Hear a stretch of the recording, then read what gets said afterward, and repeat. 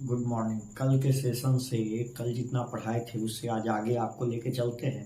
यदि आप पिछला वाला लेक्चर नहीं देखे हैं तो प्लीज़ जाइए और जाके देख लीजिए, ज़्यादा आपको फ़ायदा होगा। ठीक है, हम कल के लेक्चर से आगे चल रहे हैं। आज देखिए, आज हमको क्या सीखना है। आज हमको मोल का सेकंड फार्मूला सीखना है। कल हम आपको एक फार्मूला बताए थे, क्या बताए थे? एन स्मॉल एन बराबर मोल बराबर N/Na। ये फार्मूला कल बता दिया गया था। ठीक है, नहीं देखे हैं बेटा तो जाके, कोई बात नहीं है, नहीं देखे हैं तो जाके एक बार रिवाइज कर लीजिए, हमने पढ़ा दिया है। ठीक है, आगे हम बढ़ रहे हैं। आगे हम बता रहे हैं, एक टर्म बोल रहे हैं बेटा, मोलर मास। क्या बोल रहे हैं? Molar mass. क्या होता है molar mass?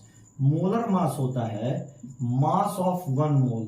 Mass of one mole sample. एक मोल यदि आपके पास सैंपल है ना, तो उसी को हम बोलते हैं बेटा मोलर मास। एक मोल सैंपल का जो मास हो गया ना, मतलब एक मोल जो इकट्ठा कर लिए ना, उसी के मास को आप मोलर मास कहोगे। ठीक है, अब ये जो सैंपल हो सकता है, एक मोल का मतलब तो समझ गए ना, एवोगाड्रो नंबर। कौन सा नंबर? Avogadro number. तो सैंपल मेरा दो तरीका का हो सकता है बेटा।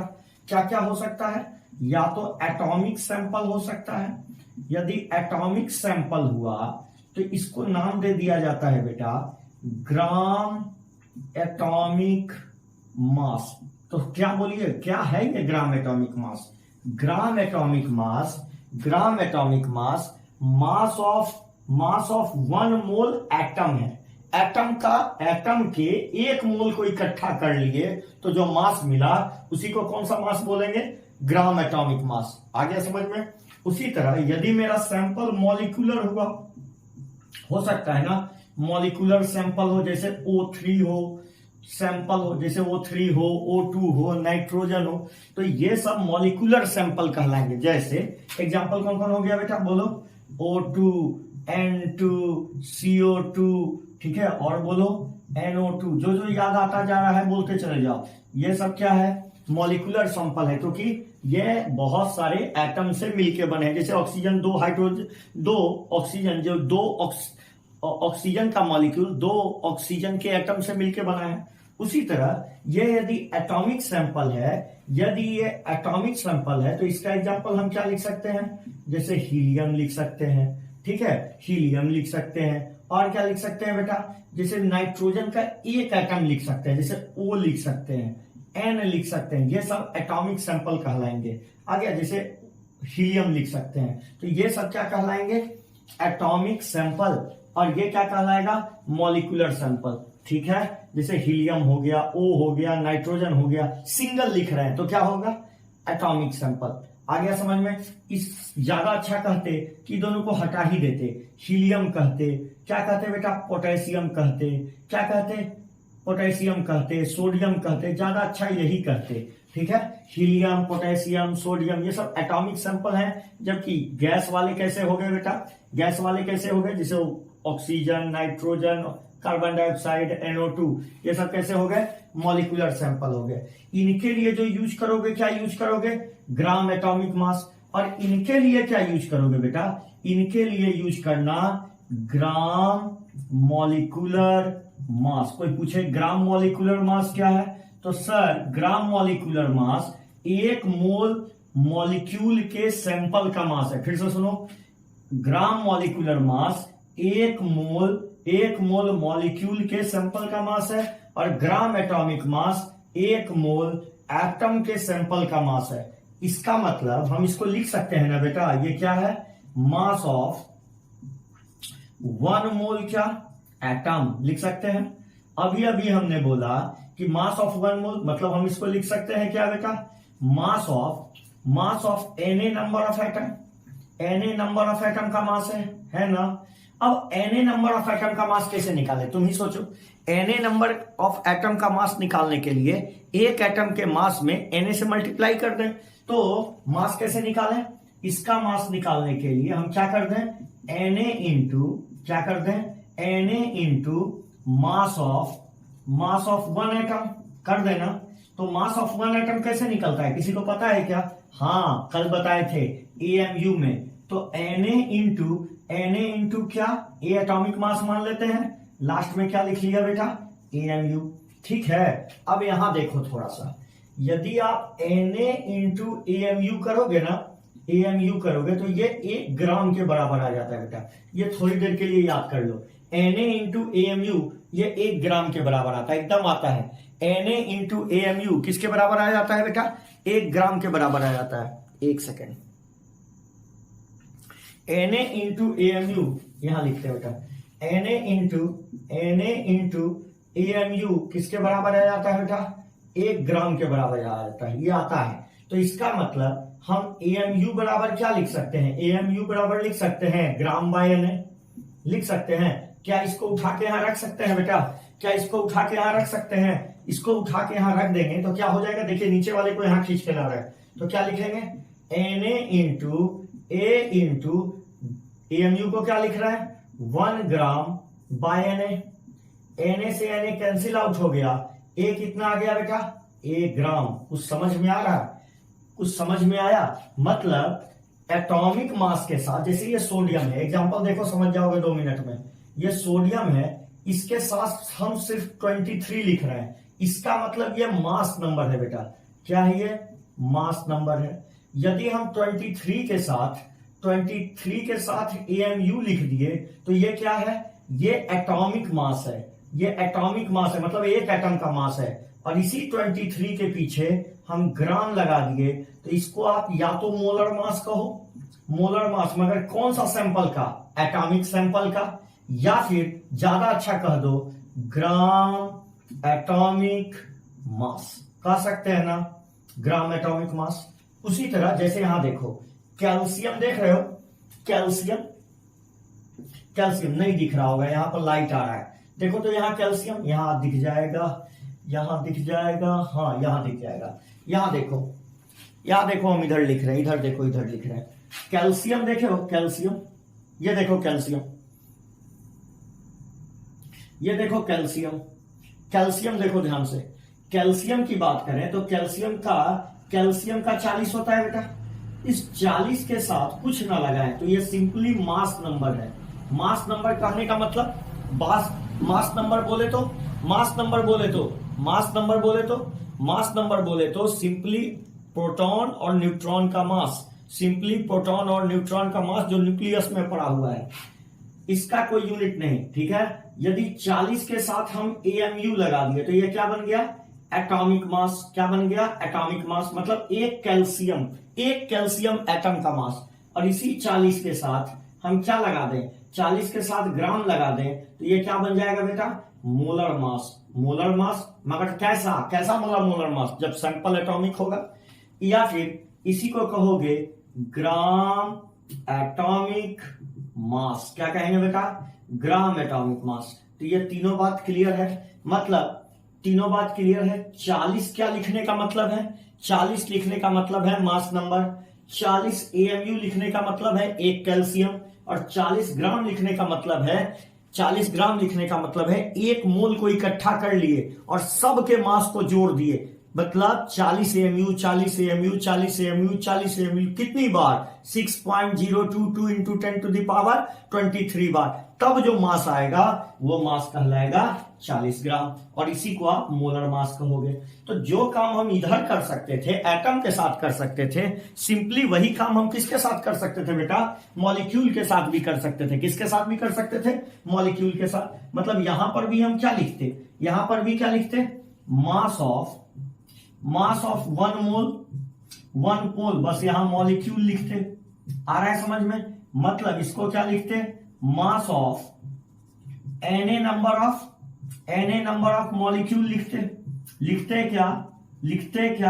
मॉलिक्यूल। इसका मतलब क्या लिखते? मास ऑफ, इसका मतलब लिखते Na into mass of 1 molecule. आप सभी को बताया गया है एक मॉलिक्यूल का मास भी AMU में ही बताया जाता है, एक मॉलिक्यूल का मास भी AMU में ही बता दिया जाता है। तो हम यहां पर क्या लिख लें बेटा? हम यहां पर लिख लें क्या? हम यहां लिख लें, जैसे मान लो एक मॉलिक्यूल का मास हम X मान लेते हैं, तो क्या लिखें? Na into X AMU। और अभी बोले थे AMU को क्या लिख सकते हैं? अभी हमने बोला था, यहां लिख रहे हैं, देखो इधर लिख रहे हैं, इसको इरेज कर रहे हैं, ये वाला फॉर्मूला को इरेज कर रहे हैं, यहां लिख रहे हैं, यहां पर हम लिख रहे हैं तो क्या लिख रहे हैं बेटा, ये वाला सैंपल को जो जिसको हम यहाँ स्टार लगा के छोड़ रहे हैं यहां लिख रहे हैं, देखो स्टार लगा दिए, मतलब दोनों एक ही है, आप यहीं पर लिख लेना। तो Na into X M U मतलब क्या लिख लें, Na इंटू एक्स इंटू कितना 1/Na, ये ग्राम ना बेटा, ग्राम, एक्स Na कट गया, कितना आ गया एक्स ग्राम। मतलब समझो, मतलब समझने वाली बात यह है कि जैसे यहां देखो हम ये इरेज कर रहे हैं, ध्यान से देखना, ध्यान से देखो, कहने का ये मतलब है, कहने का मेरा ये मतलब है बेटा कि जैसे CO2 हमने ले लिया sample, carbon dioxide, carbon dioxide में हम दो तरीका से इस्तेमाल कर रहे हैं। कार्बन डाइऑक्साइड CO2 निकालोगे तो कितना आ जाएगा, कार्बन प्लस 2 ऑक्सीजन, इसका 12 प्लस इसका 2 इंटू 16 कितना हो गया 44। अब इस 44 के साथ हम दो काम कर सकते हैं, या तो AMU लगा सकते हैं, नहीं तो 44 के साथ ग्राम लगा सकते हैं। 44 के साथ हमने AMU लगा दिया तो ये इसका मोलर मास कहलाएगा, मॉलिक्यूलर मास कहलाएगा, मॉलिक्यूलर मास मतलब कितने मॉलिक्यूल का मास, एक मॉलिक्यूल का मास। और ये क्या कहलाएगा, ये कहलाएगा मोलर मास। ज्यादा अच्छा क्या कहेंगे, क्योंकि सैंपल मॉलिक्यूलर है इसलिए बोल देंगे क्या बेटा, gram molecular mass, gram molecular mass. समझ में आया। उसी तरह बेटा आओ दूसरा भी देखते हैं, जैसे CH4 देख लेते हैं, मीथेन, सुने हो ना, कितना होगा इसका मास, एक कार्बन प्लस 4 हाइड्रोजन, 12 प्लस 4 मतलब ये 16 आ गया बेटे, 16 आ गया। अब इस 16 के साथ हम AMU भी लगा सकते हैं और क्या लगा सकते हैं, ग्राम भी लगा सकते हैं। 16 के साथ AMU लगाने का क्या मतलब है, ये कौन सा मास है, ये कौन सा मास है, मॉलिक्यूलर मास। कौन सा मास, मॉलिक्यूलर मास। और 16 के साथ ग्राम लगाने का मास मतलब क्या है, ये मोलर मास है। एक मोल को इकट्ठा कर लिए तब जो मास बना वो मोलर मास हुआ, मोलर मास है बेटा। और इसी को बोल सकते हैं ग्राम मॉलिक्यूलर मास। तो अब आपको समझ में आ गया होगा, आ गया। जैसे आइए वाटर को भी देख लेते हैं, वाटर का कितना होगा बेटे, 2 हाइड्रोजन प्लस 1 ऑक्सीजन, 2 प्लस 16 कितना हो गया बेटा 18। 18 के साथ क्या क्या कर सकते हैं, 18 बस एक नंबर है, 18 एक नंबर है। इसका मतलब यही है कि इसमें 18 प्रोटॉन और 18 न्यूट्रॉन पड़े हुए हैं इसके न्यूक्लियस में। आ गया समझ में, 18 प्रोटॉन और 18 न्यूट्रॉन पड़े हुए हैं और इसका कोई मतलब नहीं है, ठीक है। हाँ, इस 18 के साथ यदि हमने AMU लगा दिया तो ये क्या है, AMU लगा दिया तो ये क्या है, molar mass, molecular mass, sorry molecular mass. और 18 के साथ हमने क्या लगा दिया, ग्राम लगा दिया तो ये मोलर मास हो गया, ये मोलर मास हो गया। कितने का मास हुआ बेटा, ये हुआ एक मॉलिक्यूल का मास, एक मोल का मास, सॉरी एक मोल का मास। तो इसको क्या कहेंगे, क्या कहेंगे बेटा, ग्राम मॉलिक्यूलर मास। आ गया समझ में, ग्राम मॉलिक्यूलर मास। तो इतना आपको क्लियर हो जाना चाहिए कि कब हम AMU लिख रहे हैं, कब हम AMU लिख रहे हैं, कब हम ग्राम लिख रहे हैं। AMU लिख रहे हैं तो एक की बात कर रहे हैं, चाहे वो एटम हो चाहे मॉलिक्यूल हो। ग्राम लिख रहे हैं तो इसका मतलब हम एक मोल की बात कर रहे हैं। क्लियर हो गया। तो इसको इरेज करते हैं बेटा, आगे बढ़ते हैं हम। देख लो, एक बार ले लो, स्क्रीनशॉट लेना है तो ले लो, उसके बाद आगे बढ़ रहे हैं, ठीक है। अब मेरी बात ध्यान से समझना। जैसे अभी अभी हमने बोला कि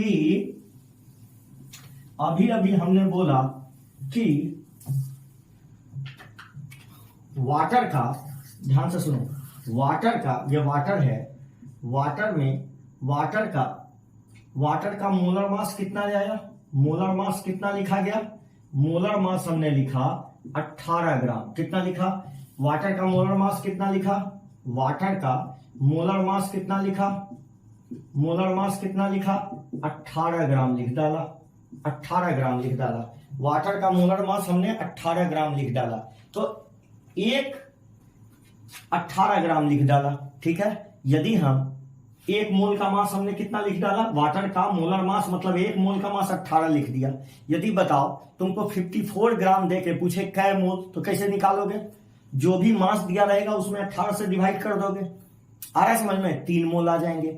मतलब 18 18 18 3 बार जमा कर लिए तो 54 हो गया, 54 हो गया, इसका मतलब 3 मोल आ गया। 18 को ही 1 मोल कहा जाता है, ठीक है।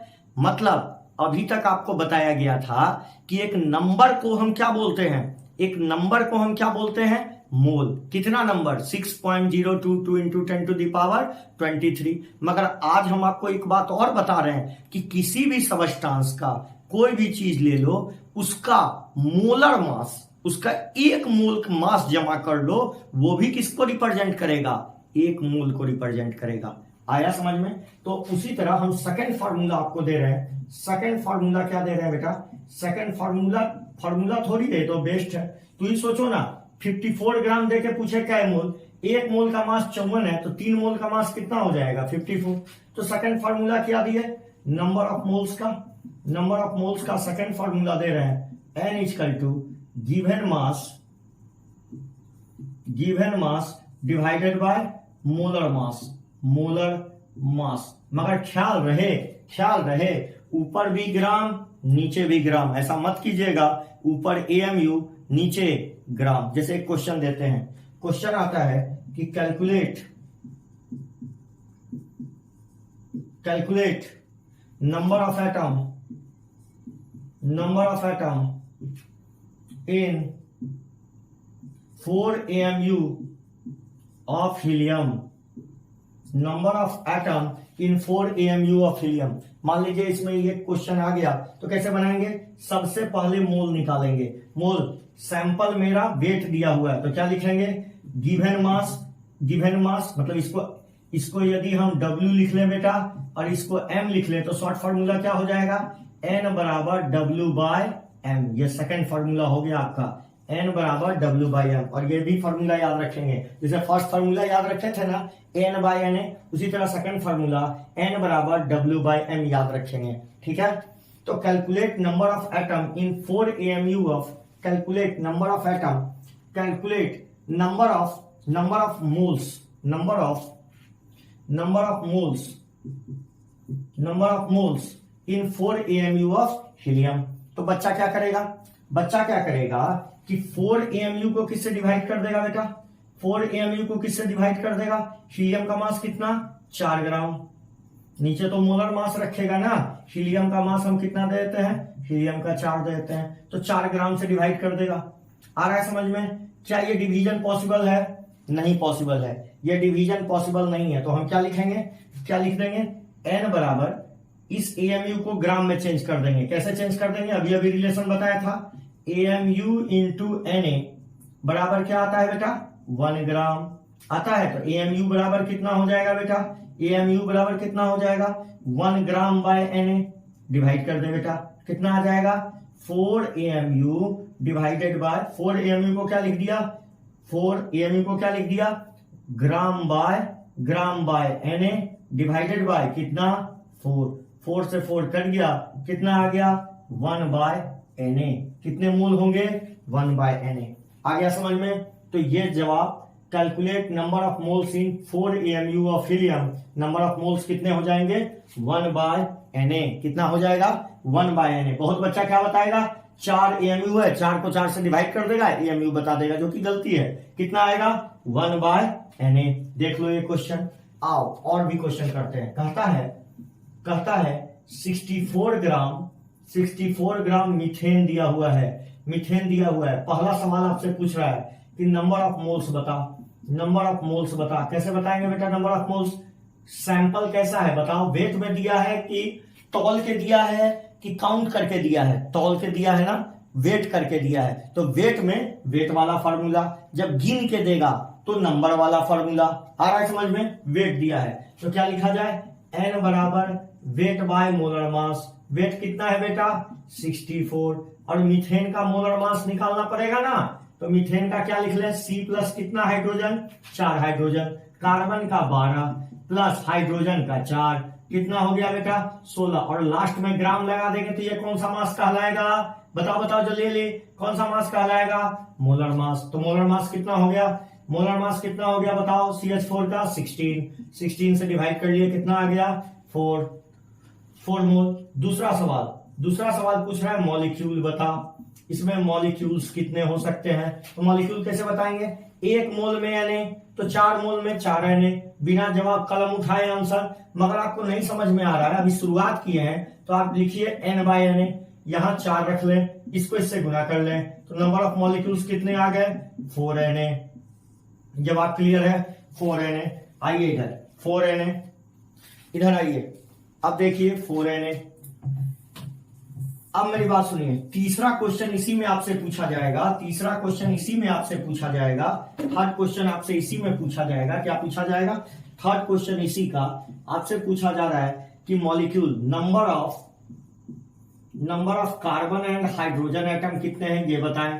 तो क्या करें, एक CH4 को पकड़ के तोड़ लेते हैं, एक CH4 एटम को पकड़ के तोड़ लेते हैं, कितना कार्बन मिलेगा भाई, इंडेक्स कितना है 1 और हाइड्रोजन कितने हैं 4, टोटल नंबर ऑफ एटम कितने हैं, टोटल नंबर ऑफ मॉलिक्यूल्स कितने हैं इसके 4Na है क्या।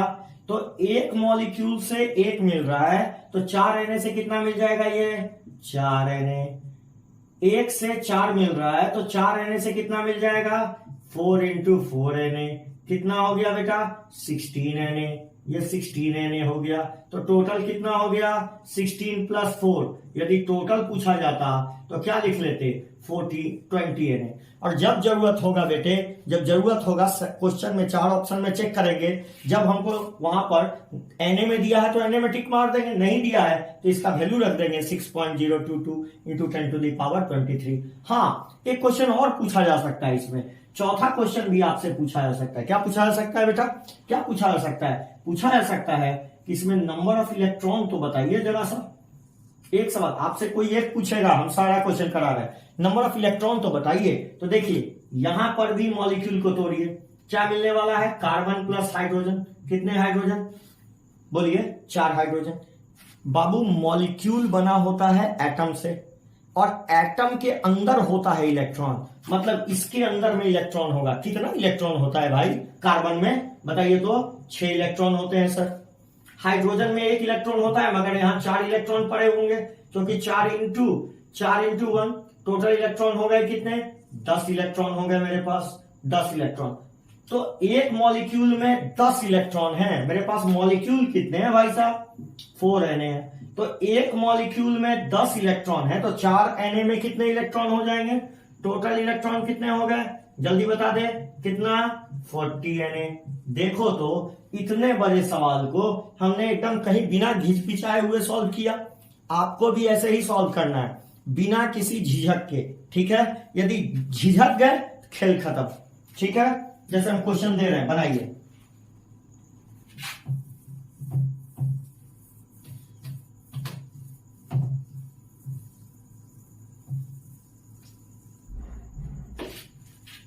जैसे ये क्वेश्चन है, जैसे क्वेश्चन आपके पास ये रहा कि 54 ग्राम या 5.4 ग्राम या 54 ही ले लेते हैं, ज्यादा अच्छा रहेगा, ठीक है। 54 ग्राम वाटर मॉलिक्यूल है, वाटर है, 54 ग्राम वाटर मॉलिक्यूल है। आपसे हम पहला क्वेश्चन दागे कि बता मोल कितने होंगे, कौन बता देगा, जल्दी बता। मोल कैसे निकलेगा, N बराबर वेट बाय मोलर मास, क्योंकि सैंपल मोल में दिया हुआ है, मतलब वेट में दिया हुआ है। तो क्या कर ले 54, और वाटर का मोलर मास कितना हो जाएगा बेटा 2 + 16, कितना 2 + 16 18, और लास्ट में ग्राम लगाना पड़ेगा क्योंकि हम मोलर मास की बात कर रहे हैं। मॉलिक्यूलर मास की बात करते तो क्या लगा देते बेटा AMU। चलो यहां 18 रख दिए, 3 आ गया 3 मोल। अब बता दूसरा सवाल, आपको पता ही होगा दूसरा सवाल सर जी क्या पूछेंगे, मॉलिक्यूल पूछेंगे बेटा। मॉलिक्यूल बता दे कितने हो जाएंगे, मॉलिक्यूल बता दे कितने हो जाएंगे। एक में Na तो 3 में 3 Na, क्योंकि 1 मोल में Na होता है, मेरे पास 3 मोल है। 3 मोल का मतलब Na + Na + Na, कितनी बार जमा कर लिए 3 बार, तो कितना Na 3Na। नहीं तो आप फॉर्मूला लगा ले N/Na, ये 3 पुट कर ले बेटा, ये 3 पुट कर ले तो कितना आ गया N 3Na। आपको अगला क्वेश्चन भी पता है कि सर क्या पूछने वाले हैं। सर क्या पूछने वाले हैं? एटम, बहुत अच्छा, atom of hydrogen and oxygen बताते जल्दी से। हाइड्रोजन और ऑक्सीजन क्या करें, एक मॉलिक्यूल को पकड़ के तोड़ लें, एक मॉलिक्यूल को पकड़ के तोड़ लेते हैं। ये वाटर है, हमने पकड़ के तोड़ लिया, 2 hydrogen plus 1 oxygen, 2 hydrogen plus 1 oxygen. बता बेटा क्या लिखे हैं? 2। मेरे पास टोटल एटम कितने हैं, टोटल मॉलिक्यूल कितने थे? 2Na। एक मॉलिक्यूल से कितना हाइड्रोजन मिल रहा है? 2। एक मॉलिक्यूल से कितना, ध्यान से सुनना, एक मॉलिक्यूल से कितना हाइड्रोजन का एटम मिल रहा है? 2। एक मॉलिक्यूल से कितना हाइड्रोजन का एटम मिल रहा है? 2। तो 2Na से कितना मिलेगा? 2 इंटू 2Na कितना हो गया हाइड्रोजन का एटम? 4Na हो गया। एक मॉलिक्यूल से कितना ऑक्सीजन का एटम मिल रहा है? 1। तो 2Na से कितना मिलेगा? जल्दी बता दे। 2Na मिलेगा क्या? 2Na। अगला जवाब, अगला क्वेश्चन भी आपको पता है भाई साहब, इलेक्ट्रॉन पूछने वाले हैं ना। अगला क्वेश्चन भी आपको पता है, तो बोले ना कि हर चीज आपको पता होगा। अगला क्वेश्चन A B मतलब 1 2 3, चौथा नंबर ऑफ इलेक्ट्रॉन बता दे, नंबर ऑफ इलेक्ट्रॉन बता दे। कैसे निकाल लेंगे? फिर से वाटर को पकड़ के तोड़ लेंगे, वाटर को पकड़ के तोड़ लिए, 2 हाइड्रोजन मिला प्लस 1 ऑक्सीजन मिला, 2 हाइड्रोजन मिला प्लस 1 ऑक्सीजन मिला। हाइड्रोजन में कितने इलेक्ट्रॉन होते हैं? 1, मगर यहाँ 2 है, तो 2 गुना 1 हो गया, प्लस ऑक्सीजन में कितने होते हैं? एटॉमिक नंबर के बराबर 8 होते हैं, तो टोटल इलेक्ट्रॉन कितने हो गए? 10। अब बता, एक मॉलिक्यूल में 10 इलेक्ट्रॉन, तो मेरे पास टोटल मॉलिक्यूल कितने हैं? 2Na। तो टोटल इलेक्ट्रॉन कितने हो गए? टोटल इलेक्ट्रॉन कितने बने बेटा? 20Na। तो आ गया। क्या आपको सेकंड फॉर्मूला समझ में आया? और सेकंड फॉर्मूला पर कमांड हुआ। फर्स्ट फॉर्मूला क्या था? फर्स्ट फॉर्मूला कब था? जब नंबर दिया रहेगा, जब नंबर दिया रहेगा तो फर्स्ट फॉर्मूला। सेकंड फॉर्मूला क्या बोला? सेकंड फॉर्मूला क्या बोला? जब वेट दिया रहे, तौल के दिया रहे, तो सेकंड फॉर्मूला लगाइएगा। कौन सा? नंबर ऑफ मोल्स बराबर weight by molar mass, wait by molar मास, ये फॉर्मूला लगाइएगा। और पहला फॉर्मूला क्या बताया था? N बराबर N बाय Na। तो आज हमने सीखा दूसरा फॉर्मूला, तो पहला फॉर्मूला कब लगाना है? ये वाला फॉर्मूला कब लगाना है? जब हमको कोई चीज काउंट करके देगा, 5 10 15 20, ठीक है, 5 10 15 20 जब काउंट करके देगा तो ये फॉर्मूला। और जब हमको क्या दे देगा? जब हमको वेट दे देगा तो ये फॉर्मूला लगाएंगे। आ रहा है समझ में? क्लियर हुआ? ये दोनों फॉर्मूला क्लियर है? पक्का क्लियर है? ठीक। अगला देखिए, कभी कभी सैंपल, अच्छा छोड़िए, आज यहीं तक लेक्चर छोड़ते हैं, आज यहीं तक छोड़ देते हैं। अगले में हम वॉल्यूम को डिस्कस करेंगे। किसको डिस्कस करेंगे? वॉल्यूम। तो मोल के एक्चुअली में 3 फॉर्मूले, और तीनों को हम तराजू पर रख के आपको बताएंगे कि वाकई में मोल कैसे रिप्रेजेंट किया जाता है। ठीक है, तीनों को यहीं पर तराजू पर रखेंगे और उसके बाद आपको बताएंगे। तो अगले लेक्चर में मिलते हैं। आज के लिए गुड नाइट। ठीक है, थैंक यू।